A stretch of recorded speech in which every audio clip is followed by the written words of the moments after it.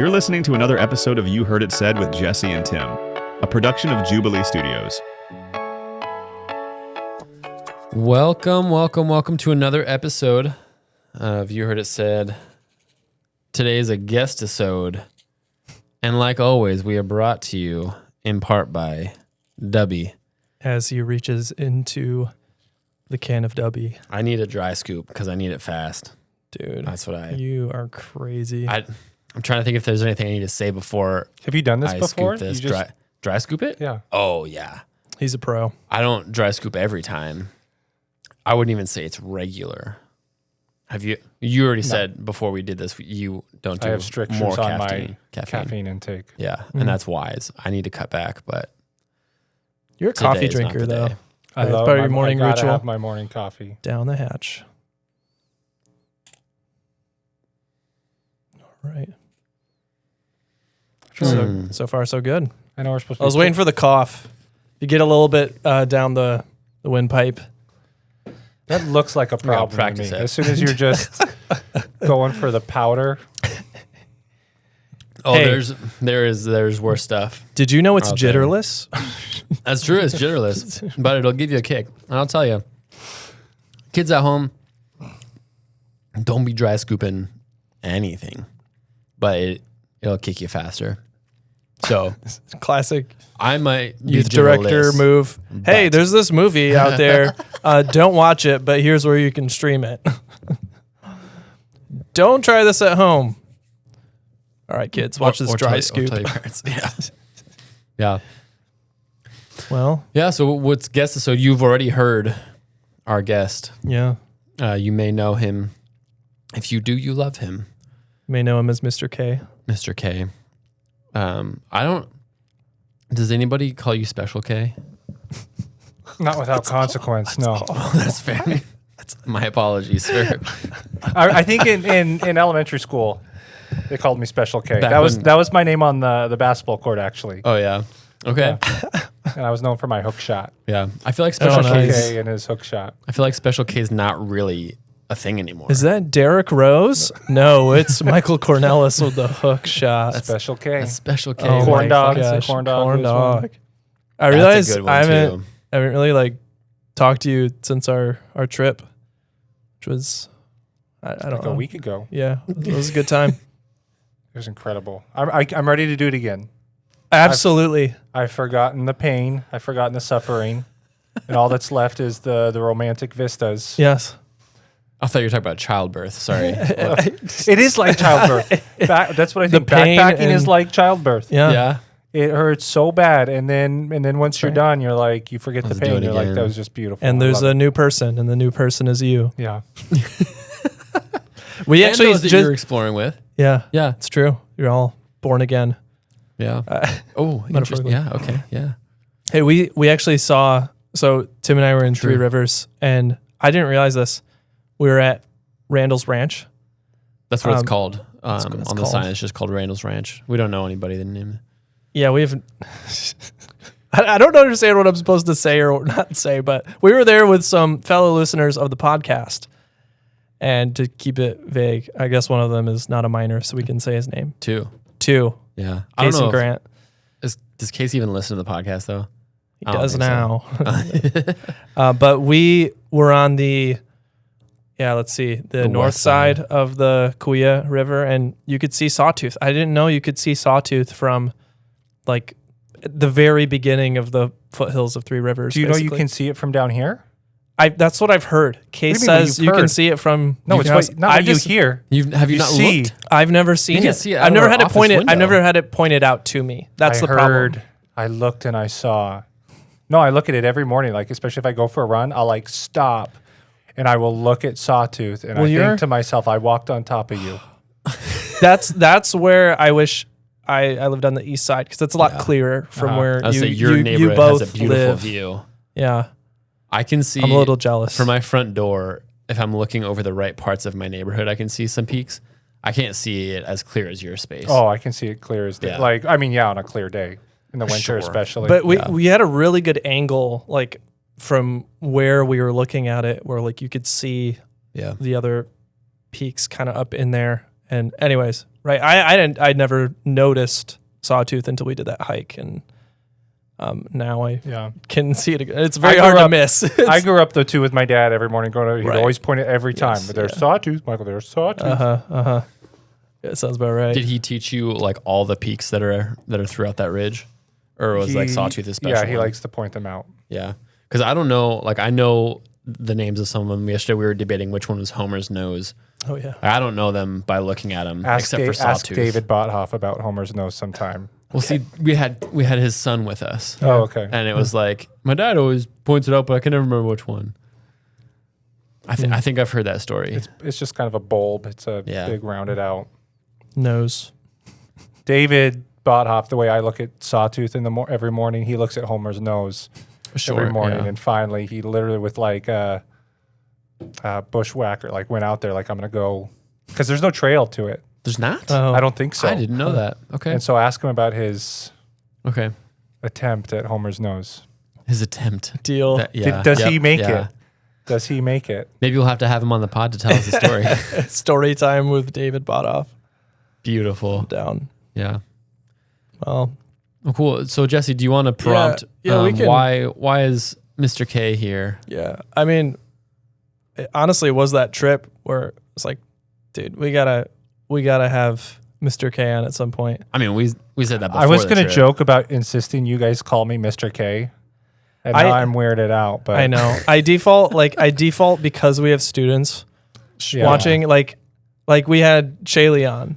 I'm like, and it was right before Jubilee, so some people were listening to him as he was about to be the camp speaker. Like as campers were driving to camp, right? They could, And so I just defaulted to referring to him as Mr. Shaylee. But okay, what do you want to be called? No, that's fine, but sir. Yeah. As long as you're calling Mr. K, like I tell my students, please don't look me directly in the eye. Sure. It's disrespectful. What do they People call? can't tell. The listeners can't tell. I'm just staring. Well, we're on YouTube though. Oh no! Yeah, I we're on forgot there's a YouTube camera now. in the room. Yeah. Right here. What do they true. call your dad? Mr. K. They call you both Mr. K. Yeah. Okay. And then I usurp him. Yeah, because you're the last one they get. Yeah. And this might be the series finale for him this year. Whoa. Oh, we're dropping bombs on this podcast today. Wow. He doesn't even know it. He doesn't even know it. Oh no. How old is he? I'm just kidding. Just he's timeless. Do they He's call ageless. they call your wife Mrs. K as well, right? Yeah. Okay. Yeah, I don't think anyone calls us Mr. Cornelis. Maybe. Cornelis isn't even a hard word. Like the new superintendent's name is like Vander Hingerschneiber, right? Oh boy, I'm gonna get in trouble. Like Jeremy, as far as I read There we it. go. Van Nieuwenhuizen. Yep. Yeah. Yep. Nice. Yeah. That was It's actually good. not that hard. I forgot Van that. Nieuwenhuizen. Yeah. And but they can't say Cornelis. Yeah. It's a nice letter. Yeah. Maybe you need punchy. to be Von Cornelis, and that's when they'll get. Yeah. Well, we were on our backpacking trip, and I was like, darn it. We were having a really good conversation in the Lost Canyon when we were camped there. Yeah, that was my favorite day, probably. Yeah, absolutely. I agree with that. It was also a nicer day hike-wise in terms of elevation gain. But I knew no matter what we talked about, it would likely be a good conversation. Of course, I say that, and then this is going to crash and burn. No, I don't believe that. But a couple different things that we talked about that sparked some ideas for today's conversation was just this idea of what we could call Catholicity. So we could explain what we mean by that. We talked a little bit about the Catholic Church and some of its beliefs in that conversation in the Valley. But then as you and I were texting just very briefly, because with most of our guests, we try not to like over prepare, so it's not like overly Contrived. Yeah. And we sort of let the conversation build and develop naturally like real conversations do. We talked a little bit about unpacking the idea, which is really a word that's really popular in Reformed churches, this idea of sovereignty. And Tim used to not be in the loop of what we were talking about. And that's true again today because bit, yeah. I didn't get to talk much with Tim about today's conversation, but we're going to figure it out as we go. I've never even heard the word Catholicity. Sure. Can I explain what I think Reformed Catholicity means or looks like? Yeah. So, one, like a common take on where Protestantism came from, okay, especially in modern America days, you have this idea that, you have the apostles, they're doing their thing, the church fathers, okay, that's fine. And then you get in the Middle Ages and everything starts to tank. Yeah. It crashes and burns, and then Luther picks it up and puts it all back together again. And so Catholics will criticize us and say, oh, well, and they said this to Luther too, right? Like they told him at Diet of Worms, right, where they interrogated him. Yes. They said, if what you're saying is correct, then you're one man who's right, and all Christians before and now have been wrong. Yes. Yeah. And Catholics still throw that at us, like the church started in 1500, and that's not at all the case. That's not what Protestantism, how it originally understood itself, or where it came from. Particularly the Middle Ages, right? Yes. That's where we viewed the break. It all fell apart. Yeah. What's going on in there? We don't know, but and I'll just say, like, I'm a student of Dr. Richard Muller, and his whole thing was like, no, the Reformation is a flowering of the Middle Ages. It's you have all these strands of and traditions in the small C Catholic Church.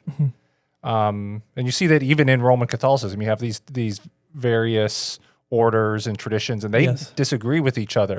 On huge There's things. lots of diversity within the Roman Catholic Church. And that's what's fascinating. Even in the Reformation, the things, say, like the Reformed folks, and then you have the Anabaptists and Lutherans, everything we're fighting about as Protestants, the Catholics were fighting about as Catholics too. And you can look at Catholics and be like, oh yeah, those the Reformed, those Calvinists, they've got this one figured out.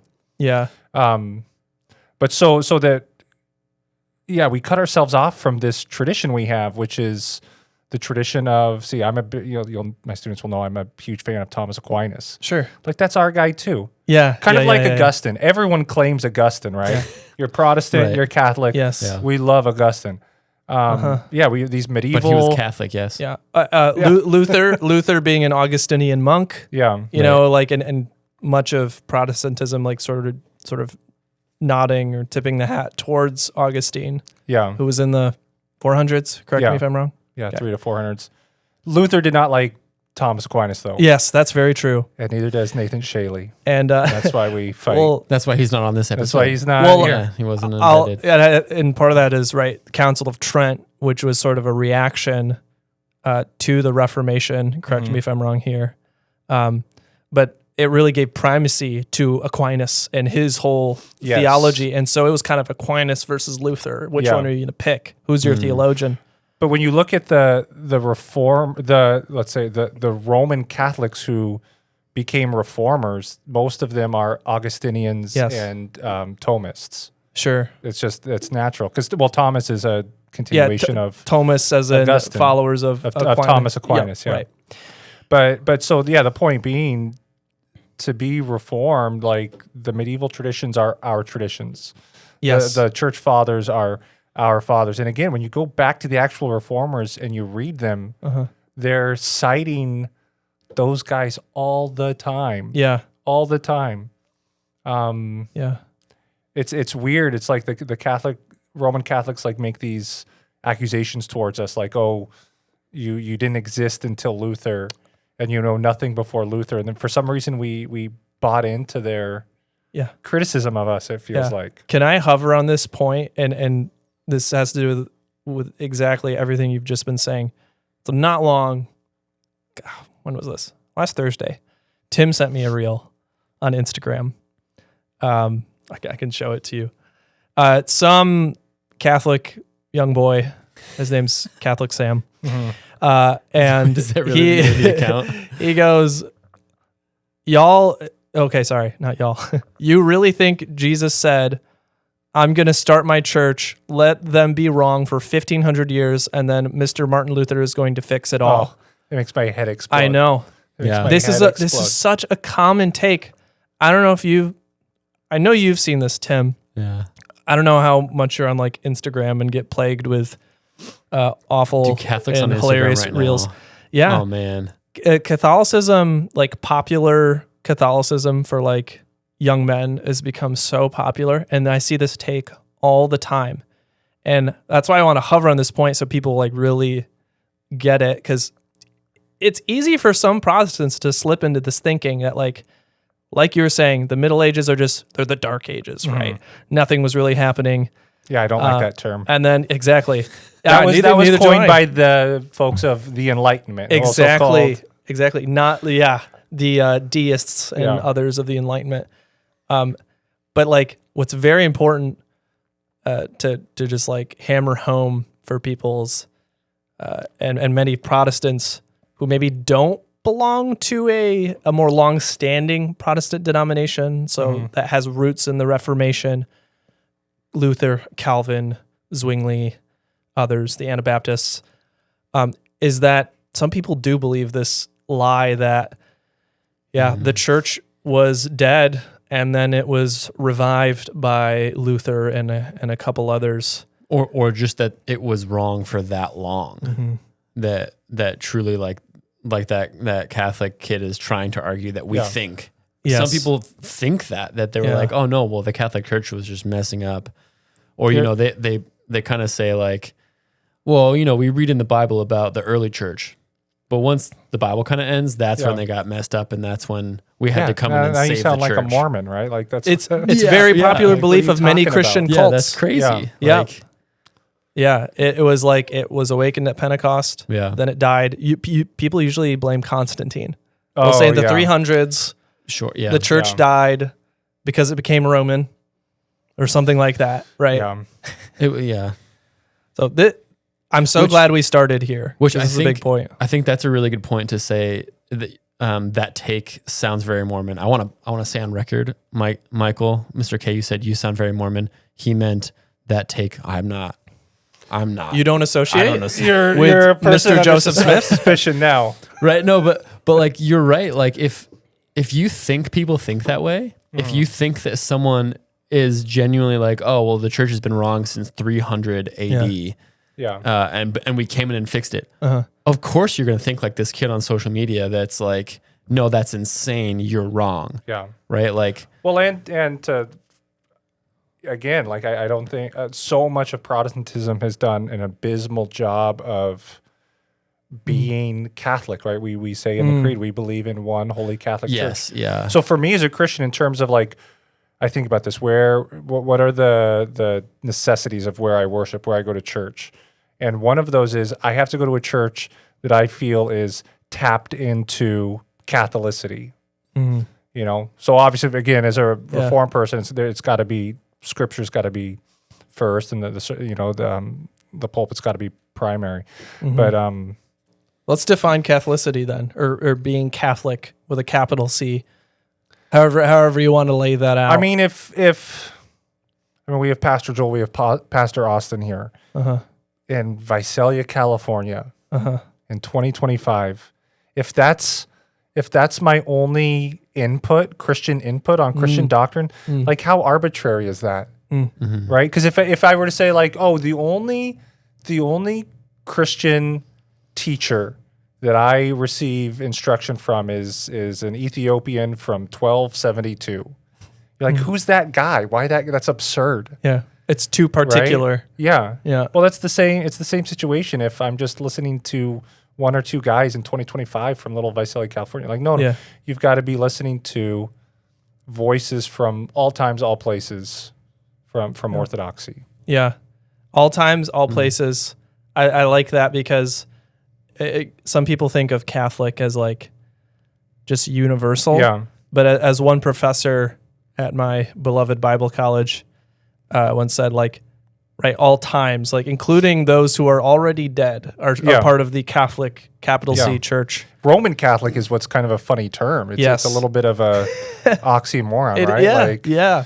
Where Catholics to Rome, right? Like yeah, there's specific and like this Yeah. universal, beyond universal term, Catholic, and then this specific and then term. there's the Pope in Rome. Yeah. Yeah. Like, okay.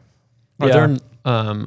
I don't know a ton about the current Little C Catholic Church.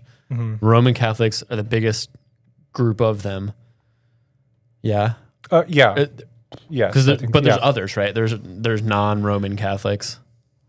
Yeah. So, I mean, I get, well, the three strands of Christianity, big ones would be, I mean, you got Roman Catholicism, Orthodoxy. Okay. Again, that'd be, again, like uppercase Yeah. Orthodoxy, and then Protestantism. Okay. And there's a reason for, the Roman being that first word, and it has all to do with Rome and then Peter, Yeah. right? Like it comes back to, it's the word Petrine supremacy, Yeah. as in Peter was the bishop in Rome. And in Rome, they say, and yeah. so I was just reading a reformer on this, Francis Turretin. a favorite of yours. He's one of my favorites. Yeah.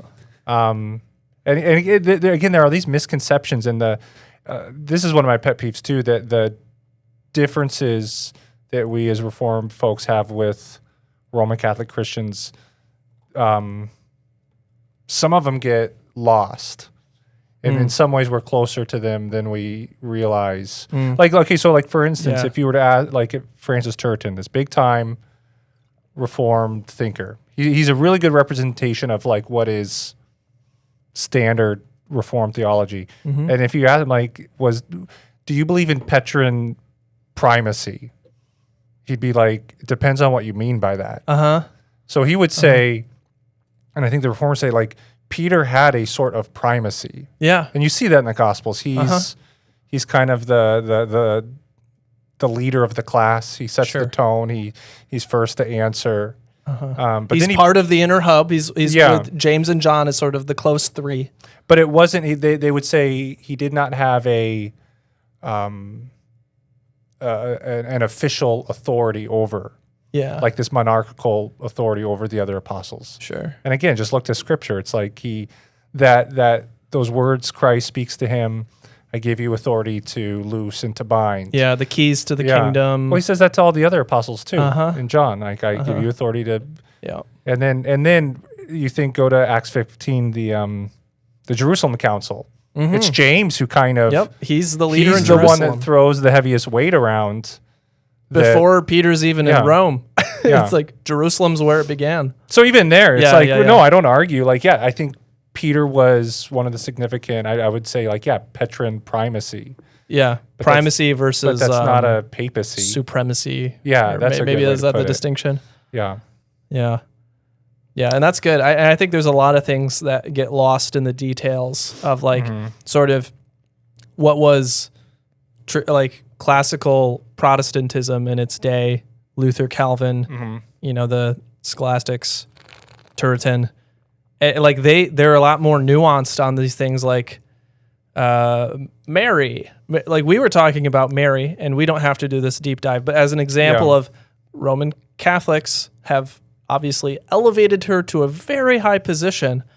Protestants don't talk about her whatsoever. Yeah, let's not talk about her. Yeah. And that's absurd. Again, Except on Christmas. except Thank you very much. Thank you. Mary, did you know? But again, it's like, dude, just a cursory study of church history, and you're like, you've got, and all the doctrines of Mary, especially like we were talking about Mary as Theotokos. We talked about this in my class, the God bearer. Yeah. And I explained, like, that's not so much a conversation about Mary as it is about Christ. Yes. Yeah. Right. So, like, as soon as Mary's pulling you, your Marian doctrine is pulling you away from Christ, like, eject. But which a lot of it gets solidified after like post-Reformation. Yeah. So we're talking way. 1600s and onward. It takes this place which it didn't have before. Yeah, I was saying this. I think. Check me on this. I think the only time the Pope has spoken ex cathedra, that means invoked his papal infallibility, was on Marian doctrines. I think the Assumption of Mary, the Immaculate Conception of Mary, and I'm. Wait, you're saying that their view of Mary, their worship Maybe I shouldn't say that. They wouldn't say. They would say their Their veneration. Okay. So Veneration maybe is the word you they use. just said exactly this. I was looking it up. So when the Pope, right? So the person who's in Peter's seat, allegedly. allegedly, Yeah. right? He is Christ. He can speak as basically Christ himself for the church, Right. And that's what happens when he speaks ex cathedra. So from It's Latin for from the chair. from the chair. Thank from the you. chair of Peter. And this has happened twice since the doctrine of papal infallibility was defined in 1870. Oh, wow. Okay. Well, So that's you Quite mean- late. Those instances are the declarations of Immaculate Conception by Pope the Pius. And that means Mary was born without sin. Thank you. Wait, Yep. I definitely. You heard it said. I definitely understood that differently when I understood the term. Like immaculate. Immaculate. It was just a really nice conception. Yeah. Well, no, Oh, that no. conception was immaculate. No, like Yeah. No, you I said Mary was conceived. I did not say that, Mr. Wolf. but The Roman you were Catholics say saying that the Roman That she Catholics was are saying conceived. I'm also not Mormon. there Yeah. we go. By the way, No. I always understood it as Jesus was conceived Jesus- without sin. Correct. That's why I'm so confused. Yeah. Oh, They say interesting. also Mary was. So would they? And they said Mary never sinned. Correct. and then Sorry. Okay. the second time was another Pope Pius in 1950, quite recently, about the Assumption of Mary, Okay. and the That's Assumption of Mary that being, Mary was assumed into heaven. yeah, kind And then there's like I think kind of like Jesus, right? yeah, I think that there's again I don't know this doctrine check very me well. on this like there's debate whether or not she died or didn't die. Was she assumed? But she was assumed bodily Was into heaven. assumed Is That way her into body heaven, body is and soul, her same earthly body Yeah. because it was sinless. right? Rather Yeah. than going under physical decay. That's at least what Google says. Now, can I Interesting. throw this out there? Because Yeah. again, Yeah. it's like none of that's silly, Mm. right? We believe in bodily assumptions into heaven, right. right? So let's not do that. Like, oh, Sure. Yeah. what an absurd thing. Yeah, to believe. yeah, Like, yeah, That's yeah. not at all an absurd thing to believe. Right. But when you're saying we believe in that commonly, or that's like there are a couple instances throughout Scripture that we see that. Oh, I'm saying. Well, I think Elijah was assumed into heaven. Okay. Mm-hmm. Yeah. Is Yeah. the obvious example. I didn't know if you were trying to say no. We'll all be assumed one day. Oh yeah, that too. Okay. Well, no. We'll stay here. They'll, Unless I- Christ returns. yeah. Well, no, I Yeah. don't plan on going. Oh yeah, unless Yeah. I don't plan- You know what I mean. Like, I hope Right. to not have to go anywhere. yeah. I have not Yeah. scheduled any trips to heaven. Yeah. yeah. As far as I'm concerned, I want to stay right here. That's a great example, though. Like, it seems like Roman Catholicism, as history goes on, seems to harden and specify Yeah. overly, which really, bumps into that first claim, which you brushed over, of like, along with, hey, Protestants think the church started in 1500s. Not true. But also, Roman Catholicism has remained pure and unchanged since Yeah. Peter was given the keys. Well, because Yeah. we're both reacting one to the Exactly. Right. Yep. other. Right. So, like for It's a instance, feedback loop. For instance, like in the Reformation, like the Reformers were big into music, right? Like, Yeah. like I heard a quote: Luther didn't convert Europe with his theology, with his books. It was with his songs. His hymns. Absolutely agree with that. Yeah. And so, like Roman Catholics almost stopped having music in their masses because that's Protestant. Protestants That's were marked by wild. Yeah. singing the Psalms. Yeah. Yeah. But then we have that you know too, you're in right? trouble though when like your theological opponents are singing the scriptures Yeah. as they're going to work. It's like, Yeah. yeah, Yeah. you might be out on this one. Like you're not giving communion to your lay people, but Yeah. their lay people are like theologians. Yeah. And but then we do the same thing. Yep. Like, let's Yep. not do Ash Wednesday. That's a Catholic thing. Yep, exactly. Roman Catholic. Yes, like, thank what are you you. talking about? Yeah. It's a Christian thing. Thank you for doing that, because what I wanted to avoid in this conversation is just like another, just like the Catholic, like many Catholic and Protestant content creators nowadays they're just reacting to each other at a very low resolution. They're awful arguments being made, and they're all reactions, just like you said.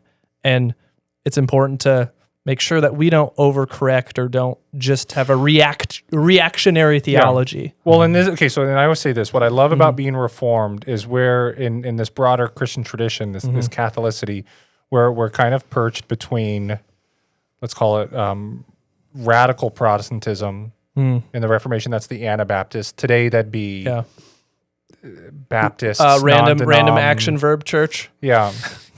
And Roman Catholics. Coffee shop. I'll say it. Yeah, no names. Yeah, no names, please. But and you see this in our confessions too. The Heidelberg is kind of the we're not Catholic confession. Yeah. And the Belgic is the we're not Baptist confession, right? The error of the Anabaptists. So good frame. And so like for me as a Reformed Protestant, what that means is like in some ways I feel very at home with Baptists as a Reformed Christian. In other ways I feel very at home with Roman Catholics as a Reformed Christian. Yeah. What I find again when you like and what I find is like in terms of general Catholicity, Roman Catholics are obviously tuned into the broader Christian tradition. Yeah. And the further direction you go in radical Protestantism, the more unmoored you get. Yeah. But I find for me as a Reformed Christian, like with the Catholics, where at least it feels like we're speaking the same language. Yeah. Yep. It's very nice. Shared terminology. We're fighting, but with the same language. Yeah. And then those the distinctions are, I think, again, get a lot finer than people realize. And again, we buy into the lazy reform Catholic criticism of the Reformation, like, oh, you reformers say good works don't matter. You don't need to do good works. Like, no, read the theology. No one's saying that. Yeah. Like you ask. Not even Luther said that. You ask the reformers, are like when you put it this, are good works necessary for salvation? They say yes. In terms of like your full sanctification, that's part of the whole process. It's a different question. Are good works part of your justification? No, Yes. no. Right. But those are different questions and different statements. But yeah. Should we talk about sovereignty? Sure. I just want to add one more thing in there, and that's that to sort of add more criticisms to our own. I lament how, right, unlike Catholic and Orthodox Christians today, like we have, and unlike Calvin and Luther and Reformed theology, we have distanced ourselves from like the church fathers, for example. It's like, where are they? I've had to go out of my way to find them. Meanwhile, Luther and Calvin were students of the church fathers and who used the church fathers to their advantage against their Catholic opposers. Did you read the church fathers in seminary? Not much, but since I'm going back, I do have a because I know you are early Christianity course that I'm taking, and we are going to cover some essentials. But it's definitely not as much as I would like, if that makes sense. But I don't think we ever talked about early church fathers in my Bible college. Yeah, I didn't get any of it in Bible college. It'd be maybe references in a theology textbook, like, hey, Anselm said so and so about Trinity. You know, like it's like okay. Here's where I'll plug Central Valley Christian School. I think what I love about our Bible program, because it was not this way when I was a student there. We have church history, and well, honestly, I mean, it's a shame there's so little time. We usually get up a little past the Reformation, sure, but we fill that gap because when I graduated from CVC, you know, like. I probably couldn't have. I could maybe name Augustine, but otherwise, like name someone between Peter and Martin Luther. Yeah. Isn't that crazy? Yeah. And it's a sad belief, which only gives more credence to the Mormons and the Christian cults that truly believe that nothing happened in between. Because it's like, it's in action, and how many of our churches operate today is then. Well, like we don't need to know about what those people believed. It's like, first of all, they're your brothers and sisters in Christ because we're part of the Catholic Church and they are experiencing eternal life with Christ right now.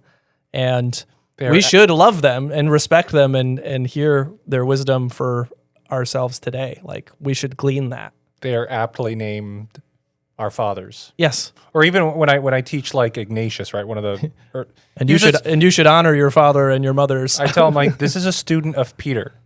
Yeah. He's going to say things that make you uncomfortable that like you don't see eye to eye with, and then we put those things in context, of course, see where he's coming from. But it's like that's pretty bold for you to say, like, I understand Peter better than the guy who sat at his feet. Exactly. Right? I understand. What a statement of pride. Yeah. At least in like, action, if not in word. Yeah. That's it. That's pretty arrogant. Yeah. And that's why I appreciate, I would say, people like you who have a gift and have an interest in church history more than myself. Like, it's growing for me. It's not a muscle that's as natural for me to exercise, but it's something I'm trying to grow. Because I have such a passion for the Hebrew Bible, and then like the first century, right? The time that the Gospels are being written when Jesus came to earth. Yeah. And but then there's this gulf, right? There's this gulf, just like there's often a gulf between, people think that there's nothing that happened between the Old and New Testament. Right. Right. Like I love being able to connect the stories, because then you can see the whole better. They're not just disjointed, these different books or these different authors. And what church history does is say, from the ancient times when Jesus and the apostles lived on earth, you're able to connect it.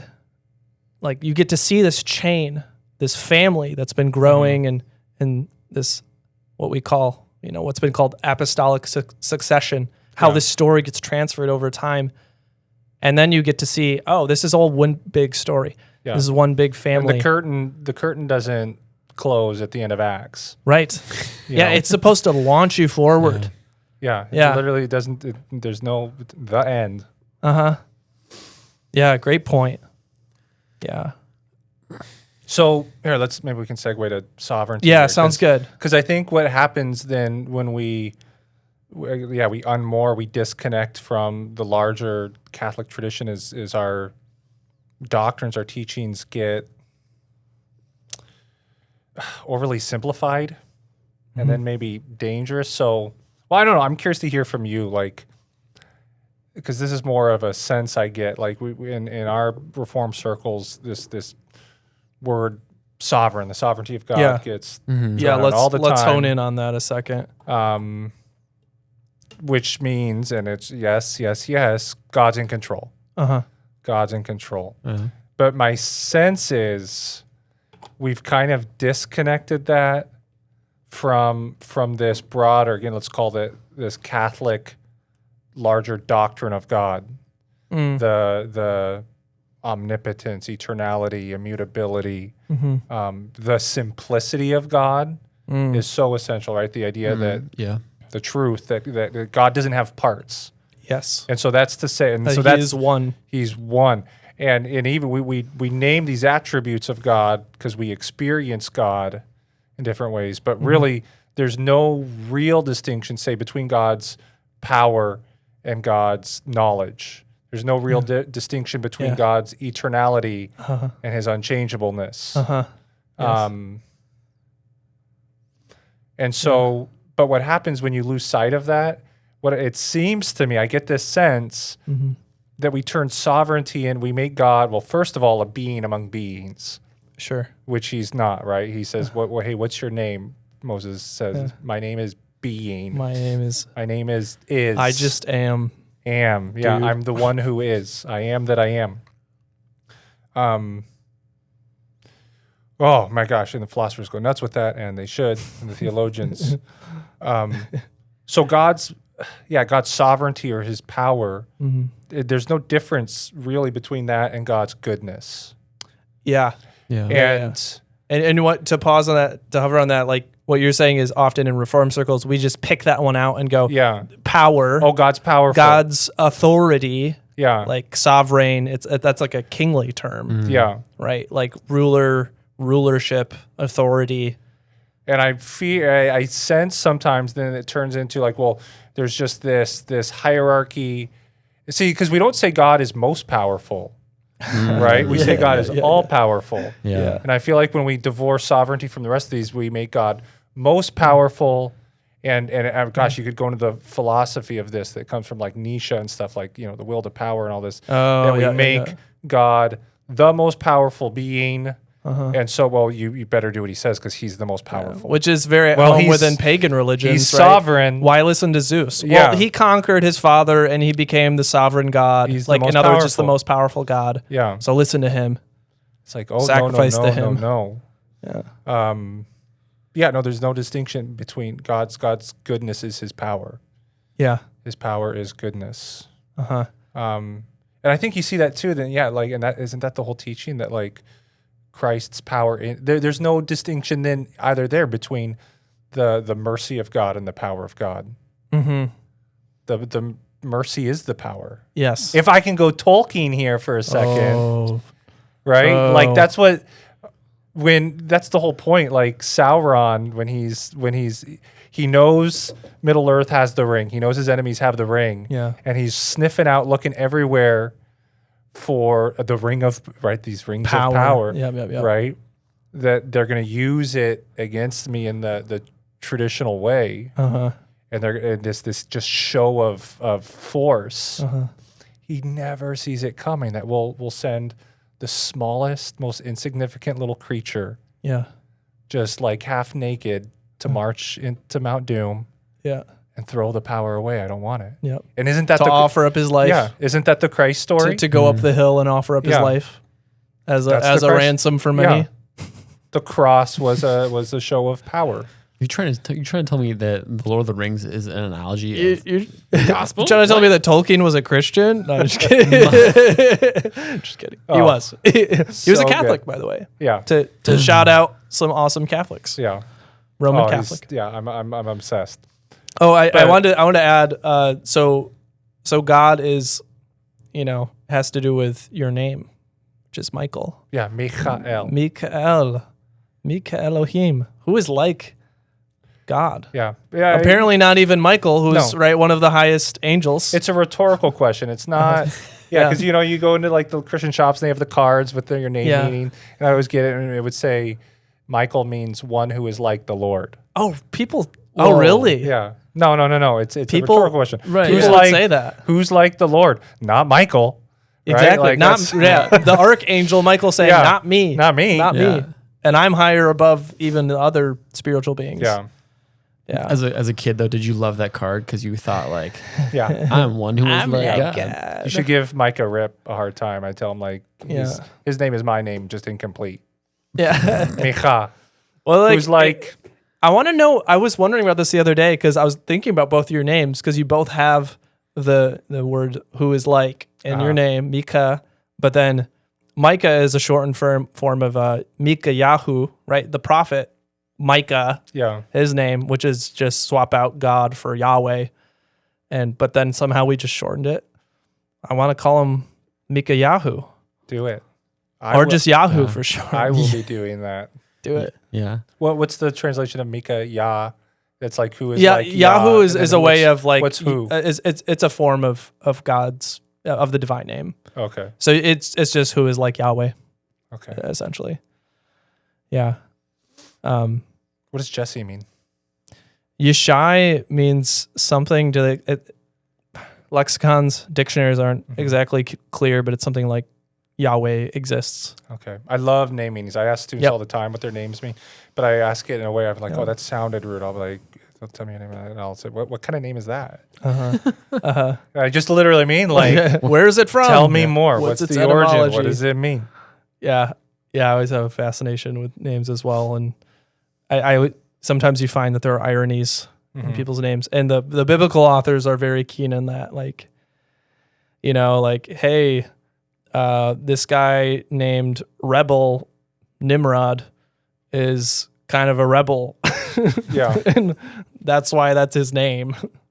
Well, here we're talking about yeah. these names. That's a big emphasis of the Reformation too, right? So the people who are reformers think like, well, Calvin Calvin's not a trained theologian, and it kind of shows.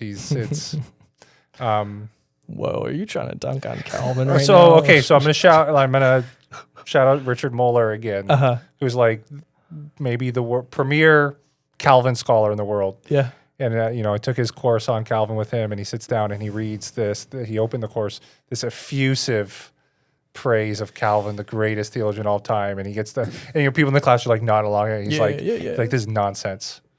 He's a mediocre theologian. Oh my gosh. Well, no, but what he is, he's a great. If I buy into this, and I kind of do, he's a great like organizer. Sure. Right. He wasn't like a particularly original thinker. Sure. Which is fine. Originality is just important because people see him as just like, oh, he just created certain ideas about salvation out of thin air. Yeah.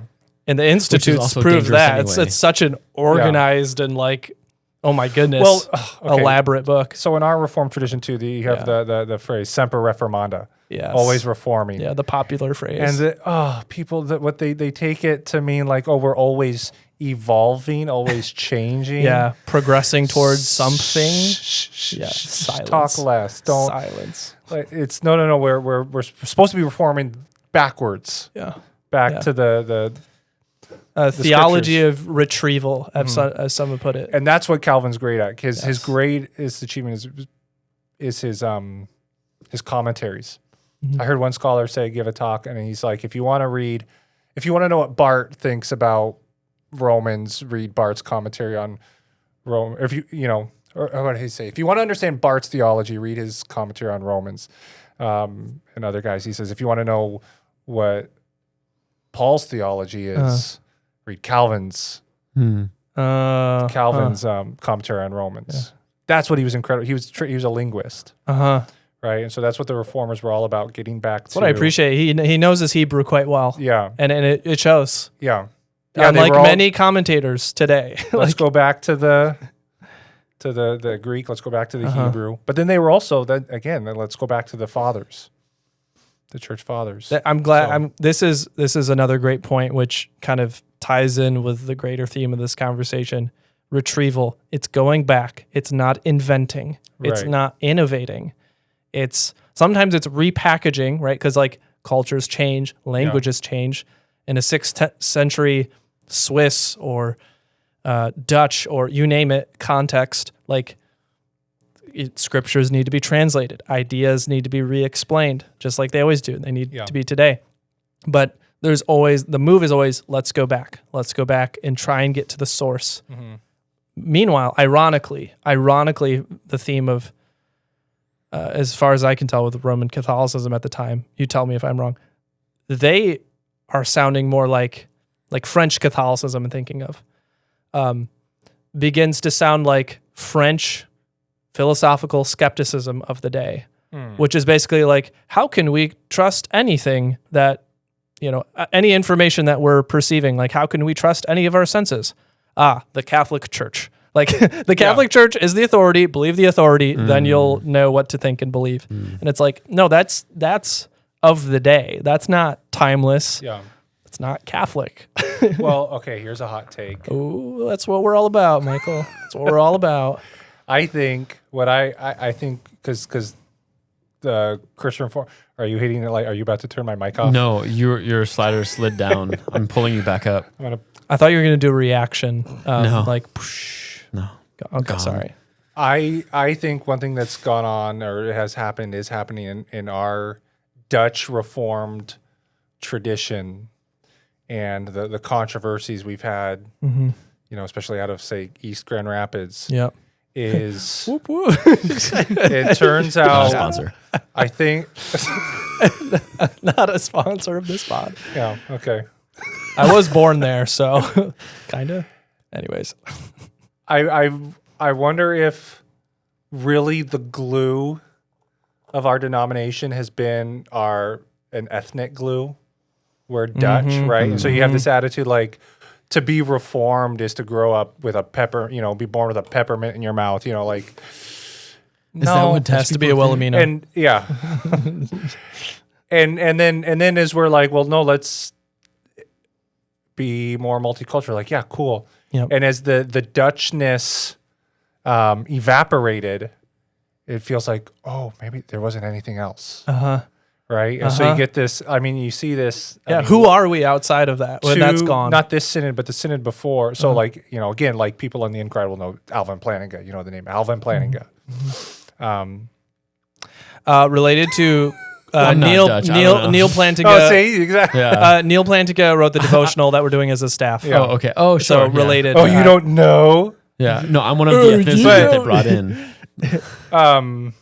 Yeah, you're one of the Gentiles.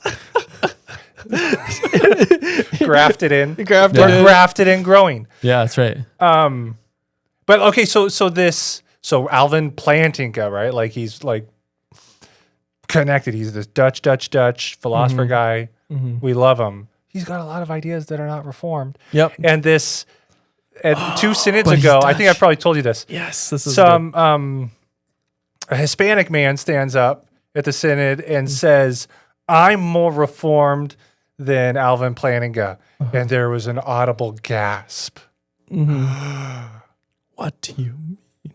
But you're Hispanic. He's Dutch. How can you say Blasphemy. It's like, well, because I subscribe to the Reformed confessions. There you go. That's what it is to be Reformed. It's a Catholic tradition. It's not an ethnicity. Yeah, Tim. In our conversations, I know you've definitely felt this as somebody who,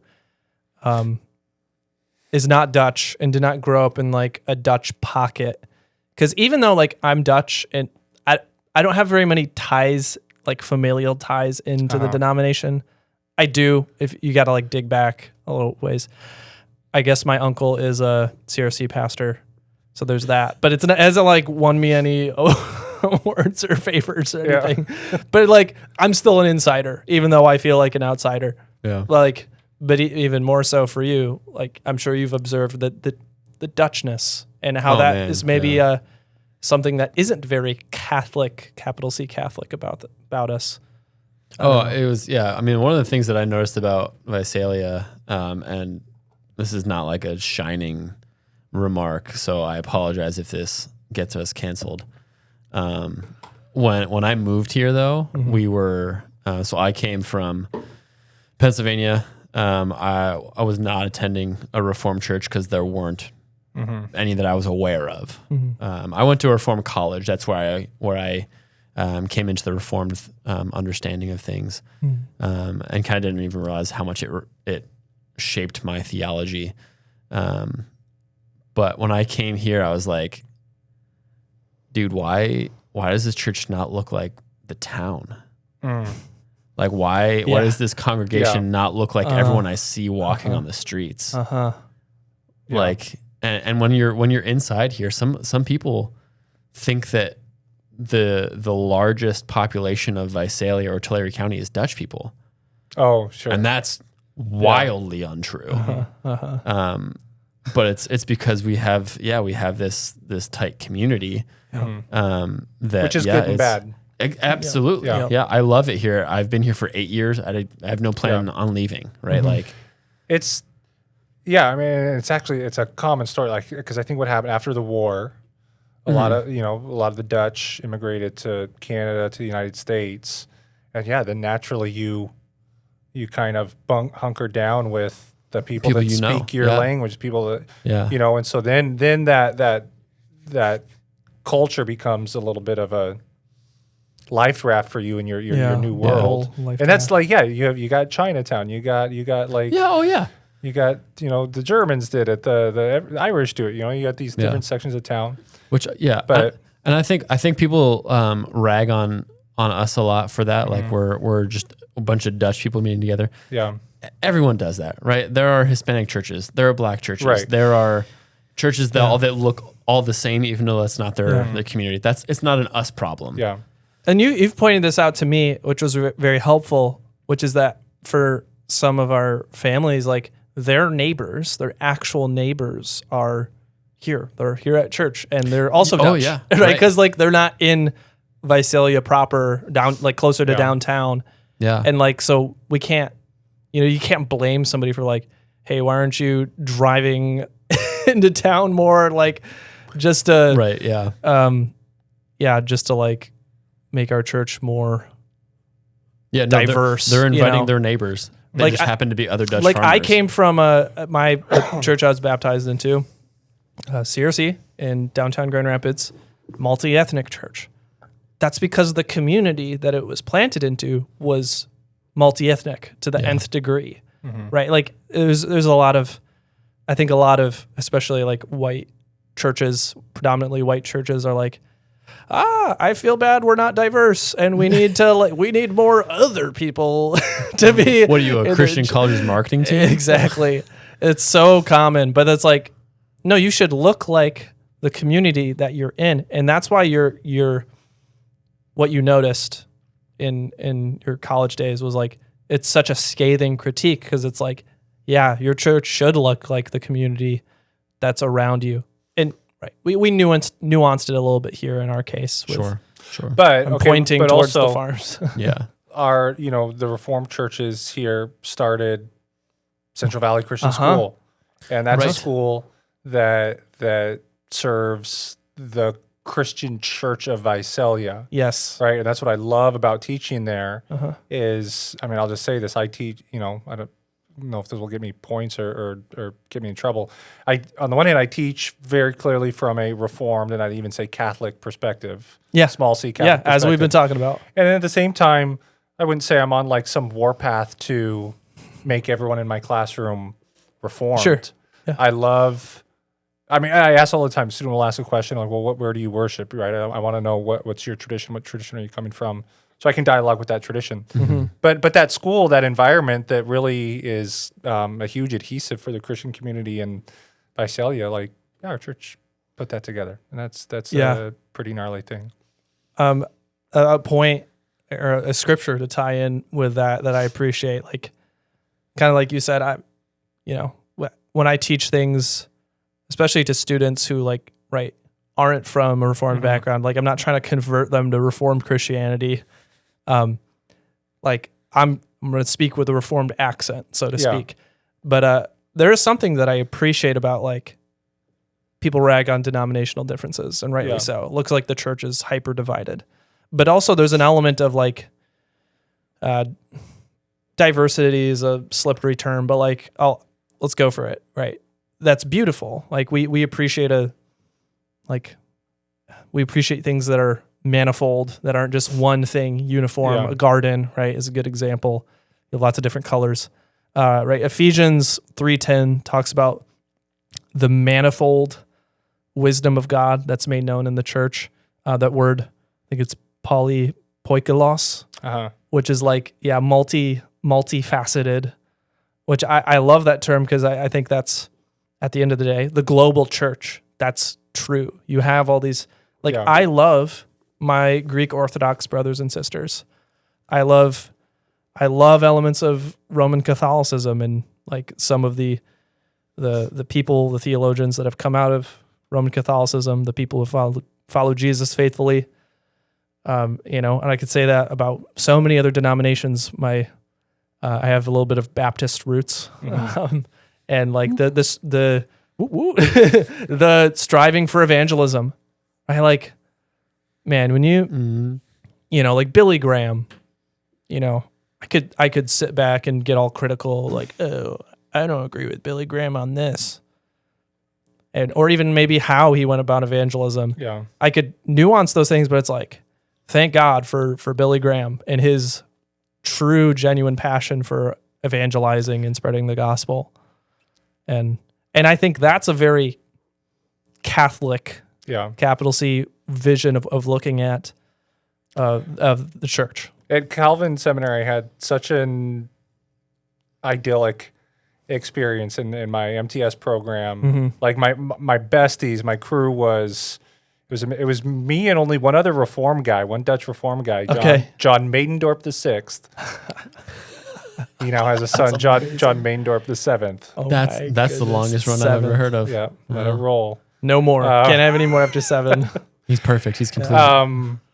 And then one of my buddies was Eastern Orthodox. Another one was Roman Catholic. Another one was Anabaptist. And it was every night we'd hang out, like have a beer, whatever. And it was, I had this beautiful, again, this rosy, idyllic view of the world. Like we all get along and we have disagreements, we argue about it. But what was the adhesive? It was that all of us, infallibility of Scripture and reverence for tradition. And then that was enough for us to be like besties. Yeah. Right. Where, and I, I disagree with you, but I understand where you're coming from and I respect what you're saying. And I find that that's Catholicity to me now. Like I have people who are, so many Dutch CRC, so-called CRC people, Reformed people, there's nothing meaningfully Reformed about them. Right? You're Dutch like me. I don't care at all. Yeah. I feel no affinity with you. Yeah. No affinity with you. And if that's confusing, it's like go read Galatians, go read the beginning of Romans, and like loosen the hold on your ethnic identity. It's not that it doesn't mean anything, but it's that it doesn't mean anything in terms of your standing with God or you're standing with one another as Christians. Yeah. And then like today, I said, okay, I'll give a shout out to two of like who I feel the closest Christian affinity with my life. One would be Jeff Leiser, who, do you know Jeff? I don't know Jeff. He is he's got long flowing blonde hair. He looks like he's Nordic. I was afraid you were about to say looks like Jesus. No. Wait a minute. But I would describe him as radically Protestant. Like, okay. Had conversations with him. He's like, pastors are unbiblical. I don't believe. I'm like, all right, we're gonna fight about this. Thank the Lord. But like, we'll just sit all night and like lob Scripture back, and it's just like, dude, this is. I love you. Yeah. I feel like Christian affinity with you, and then I can think of like my friend Ellen, she's Jewish ethnically, and she's a crypto Roman Catholic. Okay. Yeah. And just like so many things at once. And I'm just like, these are like, my Christian besties. Yeah. I think that's what people miss, like amidst all the, like, oh yeah, the church is so divided. Relationships across denominations have never been better, in my opinion. Like even like Roman Catholic, Protestant. Yeah. Like the amount of dialogues and coming together that has happened, especially, in parentheses, post Vatican II, for those who know about that. Which would be a whole nother conversation, right? But the Catholic has made reforms of its own, even though it might not call it reforms. It's definitely happened in certain circles, depending on what corner of Roman Catholicism you're looking at.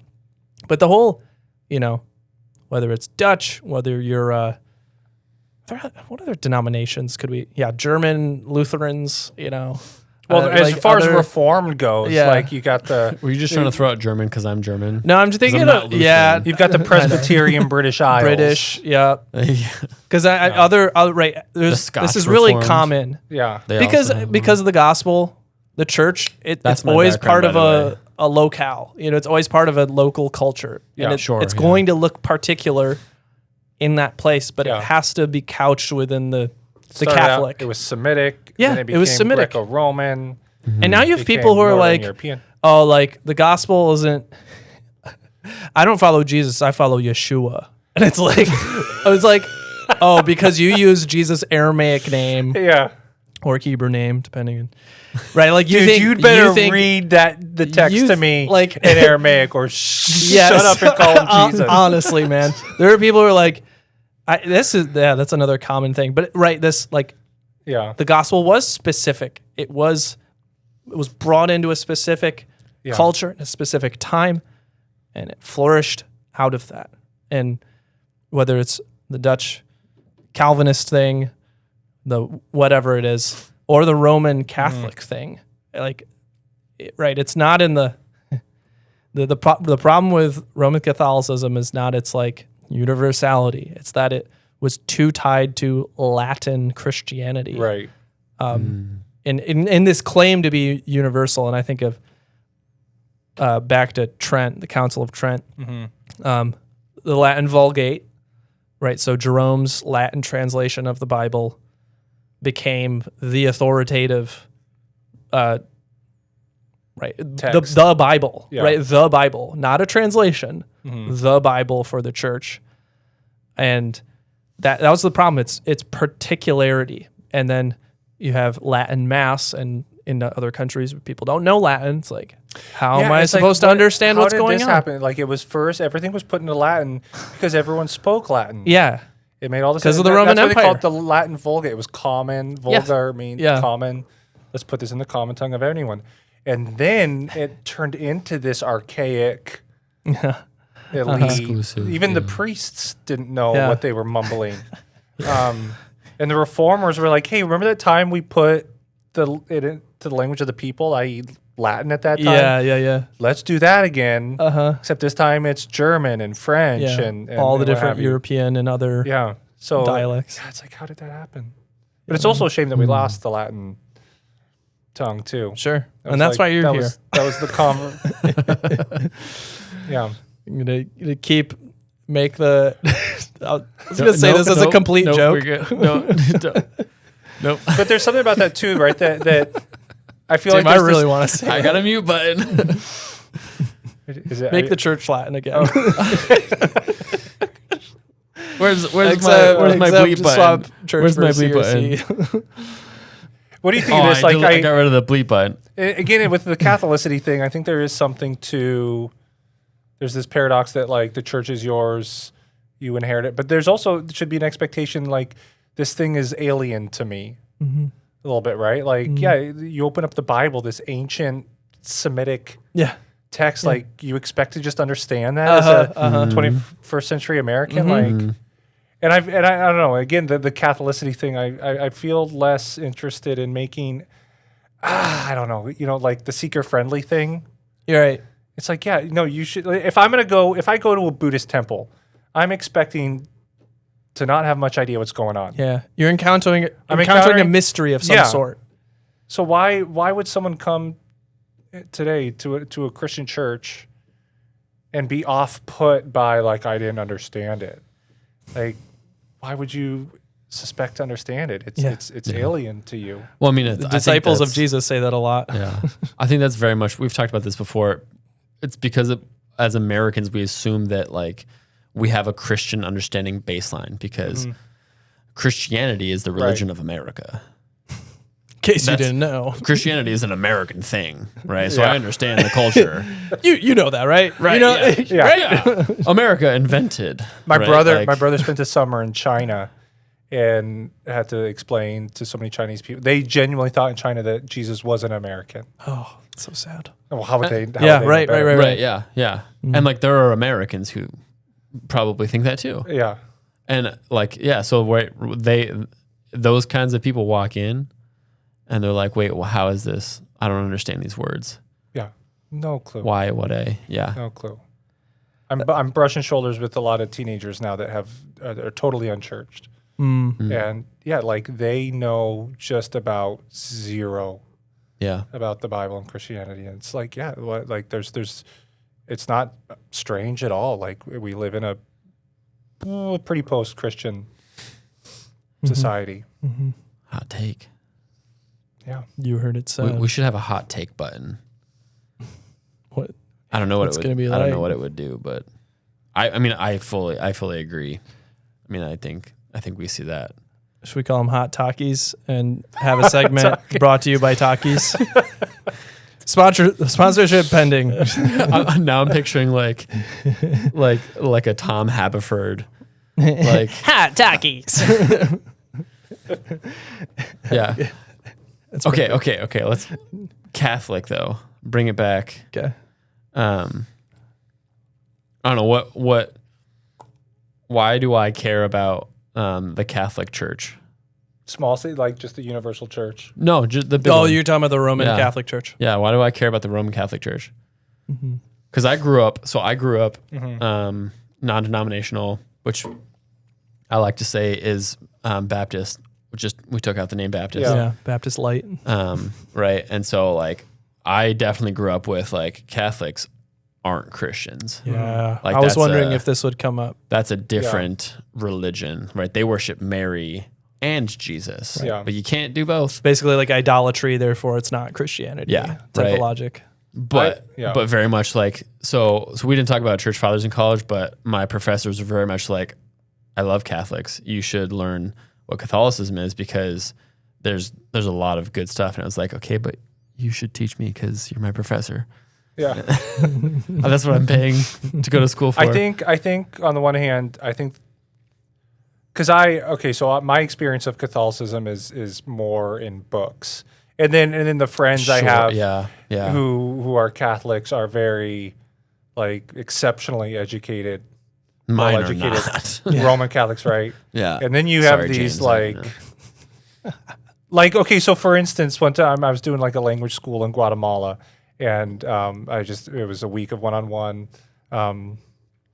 with my teacher, and she's this Guatemalan woman and she's Catholic, and it was funny. We were speaking in Spanish and as best I could, which is not well, right? But we started talking, like I was asking her questions about her faith and stuff as a Roman Catholic, and I was trying to like tell her, like, now I understand you don't actually worship Mary. I know people say that about you, but I know, and she'd be like, no, I worship Mary. I'm like, no. Wait a minute. I understand when you pray, you're just asking for her to You're pray just like I'd ask my praying friend. with the saints. Yeah, not no. to them. So I think there's practices of Roman Catholicism where it's like, oh, dude, you're out of bounds. Like you're right. in the danger zone. But then there's radical Protestantism too. Yeah. I don't need to go to church. I don't need the sacraments. I don't like. Yeah. Dude, I don't think that's Christianity anymore. Like your soul might be in peril. I'm there too. So You don't fit the marks of the church, and I know that's a very reformed thing to say. That comes out of the Heidelberg Catechism, but also like was quite universally accepted amongst historical Protestantism. yeah, Pure preaching of the gospel, pure administration of the sacraments. We could define that, but and then church discipline. Right? There's accountability systems, and it's like if you don't even make one or two or three of those, then sorry. but Yeah. I don't know. You can't study and be a part of church history and ignore the Roman Catholic Church. I think you have, and especially as a Reformed person, Yeah. you're gonna have to dialogue with the Roman Catholic Church and understand yourself, the Roman Catholic Church, understand yourself in relation to it. And then there are just so many beautiful, wonderful Roman Catholic people. Yeah. That, that it's like, oh, same team. Yeah. It feels like the same team. Yep. Yeah. One baptism. Yeah. I mean, I feel like that's a really valuable and important conversation is like, you look at Catholics and the reason they get such a bad rep is because of the bad ones. Yeah. Okay, well, look at Protestants. Yeah. It's the same. You can't compare our best to their worst. Yeah. And say it's apples to apples. Well, the Reformation, the reformers on this topic really get us out of this game of like whose team is in, who's really saved, because at the end of the day, I'm going to especially pull from, the Calvinists and Luther, like whoever's united with Christ by the Spirit. So wherever the Spirit is, there's a Christian. And you could say, oh, how do we know? But like, that's a whole nother conversation, but like it gets us out of the like, oh, which institution is right? They're like, the reformers are like, we're not playing that game. We're not starting a new one.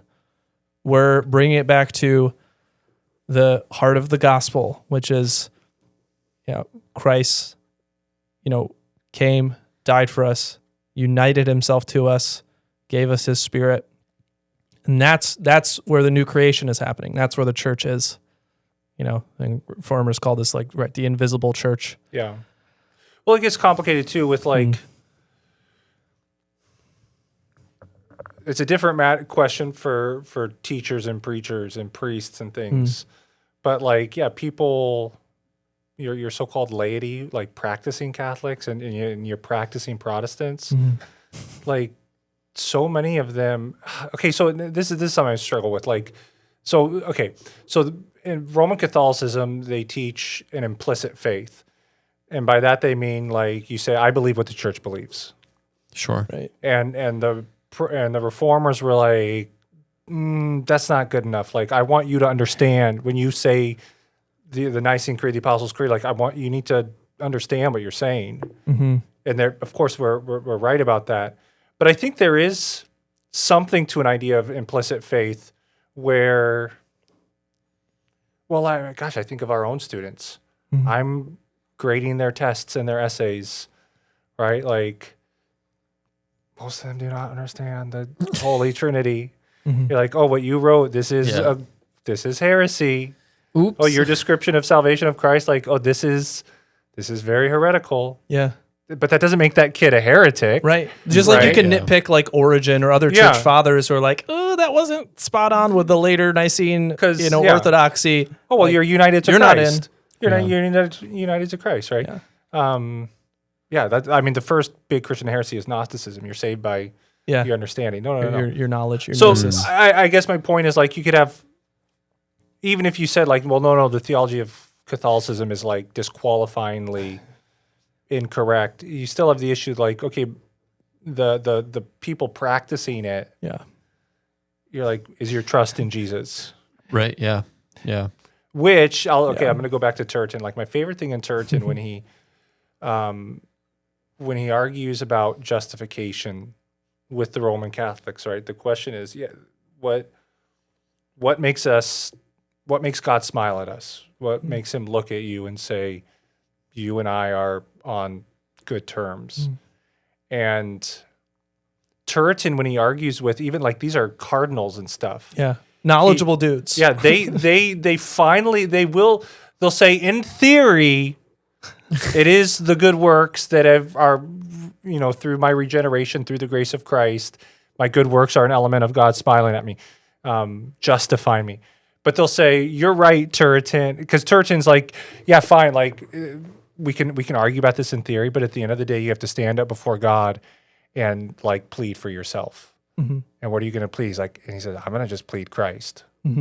Right? Like the publican, Lord, Christ have mercy, Christ have mercy, Christ have mercy. Good strategy. And even and the cardinals, even they're like, yeah, that's a good idea. I guess we'll do the same. Yeah. In theory, Yeah. are good works, but Well, that's great because Turretin's appealing to the head of the body. yeah, You said that's where it began in Christ, and that's what unites the body. I'm going to appeal to that. Whereas the idea of implicit faith, I was just thinking about this the other day. So much of this conversation is really tying together nicely. It's just like when we use that word believe, like, right, and it's common amongst lay Protestants and Catholics, right? I'll believe what the church says. And like you said, there's an element of like, hey, I don't know everything. I'm gonna trust people who are smarter and wiser than me, and the grace of God will cover me. But there's an element of like, why are you attaching the word believe to the church? You don't get that anywhere in the New Testament. yeah, It's always Christ, in Christ, yeah, the gospel of Christ. It's like, Wh- so who are we to? And then we do the same thing with Scripture, though. Yeah. I believe, which is the same word as trust. Yeah. Scripture, and there's like a hint of truth to that. Yeah. I'm not sorry. I know this is opening of a whole nother thing. We don't need I to was gonna chase say. down this, but just to say we Yeah. have our own version of what we attach the word believe to, Yeah. and at the end of the day, all we can plead is Christ. I It's really funny. like that example. The solas are funny, right? We get made fun of. Uh-huh. Only Christ and only grace and only Scripture. You're like, that's a lot of Only onlys. God's glory. How are Yeah. there 5 onlys? Are there 5 onlys, right? Well, But- and then as a non-denominational kid, I'd be like, only your doctrines and Yeah. only your creeds and only your confessions. But if I had to choose one only, Solo Christus, Yeah. right? Solus Yeah. Christus, only Christ. And again, okay, so my reading of the medievals, of Thomas Aquinas, of Bernard of Clairvaux and stuff is like that's what they taught me, loving God for God's own sake. I'm not trying to get anything else Yeah. but God. And this is one of my favorite stories ever. My students have probably heard this a million times. Thomas Aquinas, at the end of his life, who, again, arguably, if who had the smartest brain of the humans, like a genius. Thomas. Genius of a man. right? Roman Catholic, by the way. Oh my goodness. Well, one thing that Also happened not a was Christian. towards the end of his life, he had a mystical encounter with Christ, and he came out of it saying, like, all my writing, it's straw and dross. It's just Beautiful. which is not to say it's not as great Yeah. as it is, but he said like compared to and again, it's a mysticism. It's not just an intellectual, I understand now. It's Yeah. like what I've experienced of Christ, Yeah. the writing in comparison. But then this is my favorite. At the end of his life, he's a monk, so he gets up super early to pray. They all get up early to pray. He gets up even earlier, and he goes to the chapel. And evidently there are eyewitnesses of this, that Thomas is praying and he's levitating in front of the crucifix. And I would say no small miracle, because he was no small man. They think he had a thyroid problem. He was Oh yeah, a he was a heavy that. dude. Yeah, he barely ate. I guess He was, some of like, the portrayals of him are, yeah. yeah. And he was the fact that really he's not levitating is no miracle. He was- what a fat joke. yeah. He's No often small- no, portrayed I said- as it's a routine. I got it down. No as a small miracle, well-fed because he was man. no small man. Yeah, that's amazing. He was really quiet, and like they called him the dumb ox in school, because he was big and heavy and he didn't speak much, and so they thought he was this big dummy. Not very dumb. But his teacher Albert the Careful what you Great, call a dumb ox in high school. Albert Great says that this ox will bellow and it will shake the world.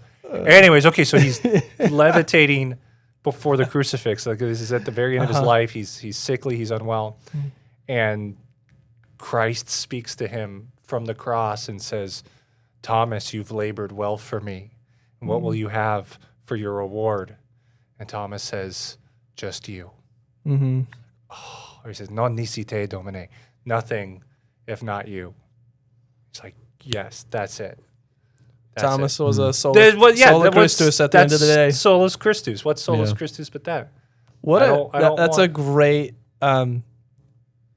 that's a great sort of bow to this whole conversation, is none other than Thomas Aquinas, which, like, if you're gonna say, oh, Catholics aren't Christians, like, this is the guy. Like, he as of, let's say, yeah, ever since Thomas Aquinas has been around, like, he's the Catholic theologian. Yeah. And then, like I said, at Trent, right, he was given sort of supremacy, his theology. Yeah. Brilliant thinker. Predestination. You like that? Yeah, thing? you like predestination? Yeah. Thanks, Thomas. Thanks, Thomas. Thank That's you. cool. Yeah, that's also great. Oh, God's sovereignty. Yeah. Cool, Thomas. You Thank don't you don't like those things? You blame Like- the Catholics. Like, yeah, like, are you really going to be on the side that says, like, well, I'm not on his side? It's like, well, no offense, but if anybody's, like, going to be with Christ, it's probably him, not you. Yeah. Anyway, no. But the point being, we're on the same team. Even, Yeah. Aquinas and I'm gonna be honest. I didn't know Calvin. that he was Catholic. There's probably a lot of great thinkers that I've read. But that's the thing too. It's like, well, what does that mean in 1200, and what does that Exactly. mean in 300? Right. It's, yeah. yeah. It's yeah. Well, it was also I mean, that was the only option then. Yeah. Not to say he would have picked differently, but like Right. obviously he wasn't. But yeah, Right. again, a lot of the Thomists, they did end up Yeah. going the reform route. Sure. Mhm. Yeah. Well, I think that's a really good, like, way to Yeah. bring this conversation together. Was there anything else either of you wanted to explore, or you didn't get to hit on as much that you'd like to explore? No, I think a lot of my questions are the more silly questions that we should ask on a live stream or gaming, and we can have Michael come play. Can play Fortnite with us. Yeah. I've never played Fortnite. You know what? You The do last stream we better. did, I had never played. What game we did? Minecraft. I missed the The boat number one on game. video games, because like Dude, what? we weren't allowed to have them when I was a Oh, kid. Dude, I no was wonder gonna say, you're- there's I had a so Game many. Boy. No wonder you're so smart. But we didn't have like a Sega. We didn't have books. by force. But then I'd go to friends' houses and I'd play video games with them, but it was terrible because I sucked at it. Right? Yeah. Yeah. I was gonna say- No, I climbed trees. I Backpacked and built forts. explored. for as many video games as I played as a kid, we did a lot of that. I crashed my bike a lot. I'm my thankful I had a good gosh. mix. Oh, man. I had a good mix. Yeah. And I'm afraid not long after, my years, it started to tilt the other way, where it's like less going outside, more. You're either doing one or the other. Yeah. Well, it's and because thankfully I kids was on got the young locked side, inside. because I had my millennial older brothers who we're also very adventurous, and we had a woods nearby that helped. Yep, that It just reminded me saying, yeah, I used to crash my bike all the time. Mm. It just occurred to me this morning. My dogs got into this gnarly fight, Yeah. and I had to break them up. And like in the melee, I got like bit two kind of like nips. Yeah. Mm. Like I might have like, and you got big dogs. yeah. Yeah. And I was kind of shook because I was like, dude, like there's blood. Like it's a wound. Yeah. And then I thought about it, I was like, dude, when I was a kid, every day I would bleed. Dude, I have scars, You know? and it's purely because I had a superficial cut that I would just reopen every day for a month, Yeah. and then it turned into a scar. And I was like, that's not healthy. But like, that was a normal thing. Yeah. You'd Yeah, crash, childhood. You'd crash on your bike every day. Yeah, Mm. It was beautiful. I miss it. I don't miss it because now my neck hurts, and I don't know why. I think it's just because my pillow's not right, Isn't it crazy? and I hate that. I hate that that's a Dude, true I thing. injured- The I'm things injured that affect bad. us. Yeah. Oh, my pillow! It hurt me. Every month I switch my pillow because Oh. I gotta switch it out. Yeah. Dang. Yeah. Good times. Well, thankfully, when we fall and stumble, we have the institutional church to pick us back up again. Amen. I'm sorry. I had to go Yeah. there. No, that was great. Yeah. Mikey, did you have anything? Mr. Cornelis. Mr. K, Special K. No. I'm about to. I have a big following actually myself. Oh, dope. Annually, I have about 150 subscribers.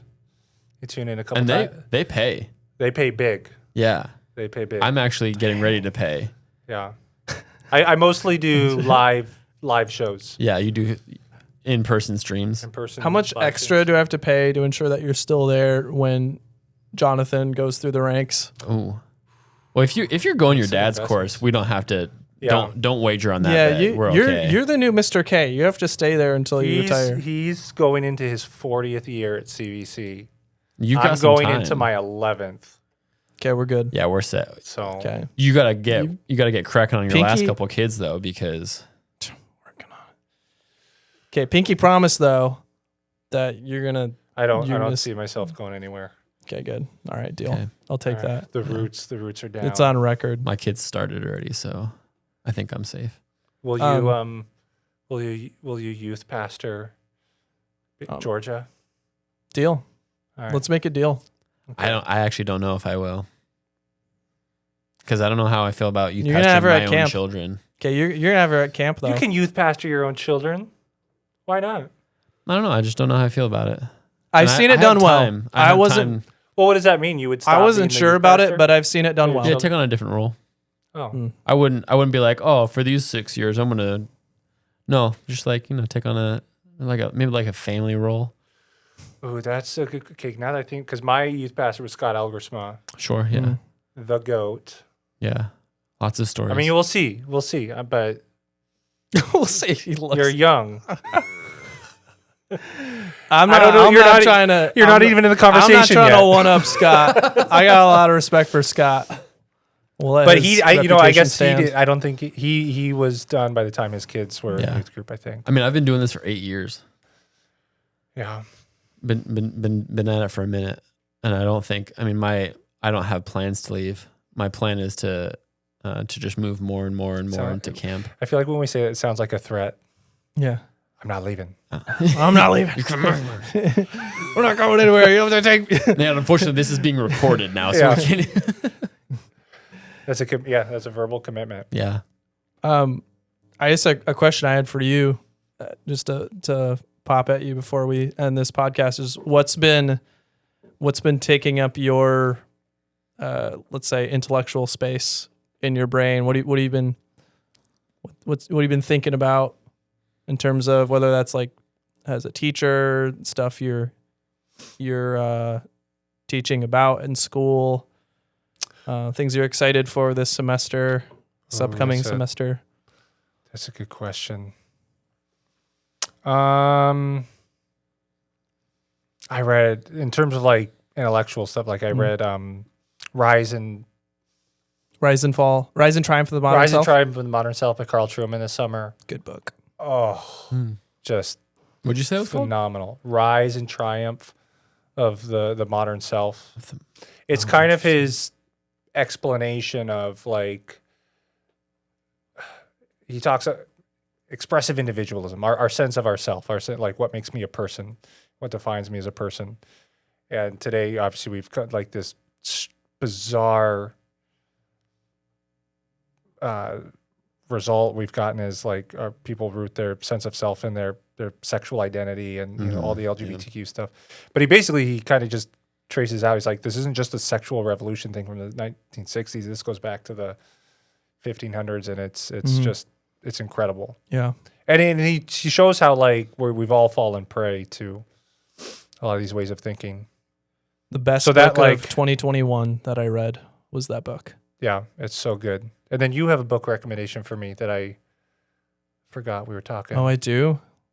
You have to remind me It starts with a T, I think. off air because I cannot Okay. think of it off the top of my head. Do I? Okay, I'll have to think about that.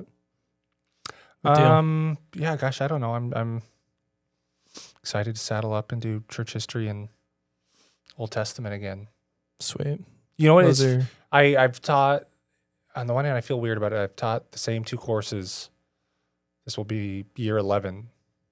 And then I do the Old Testament course twice a year. So like I've taught that course 20 times through. And it's fun every time. Like Yeah. I've been doing that's more. a great sign. Yeah, Yeah. I do more and more like let's just read the text. Let's just Sure. read the stories That's together. that's really good. And it's incredible like how I get new stuff out of it every time. Which also keeps me alive. Like in class Yeah. I'll like almost like jump out of my seat like or a student will point something out and you're just like how did I never see that? Yeah. So yeah, that's exciting. It's a mark of a good teacher, one who never gets bored by scripture. That's Yeah. like, you know, the flip side is like a red flag. It's like if you're bored or if you're boring people with scripture, like you're missing something. Yeah. Well, with church history too, and then theology, what's nice is I always do. It's not the same thing every year. It's like, I want to teach on this year. I want to do. Yeah. Nice. Actually, you know what we're going to do? I'm going to do, I think for the first time, this is what I'm really excited about. And I'm going to like buckle down on is actually the canons of Dort.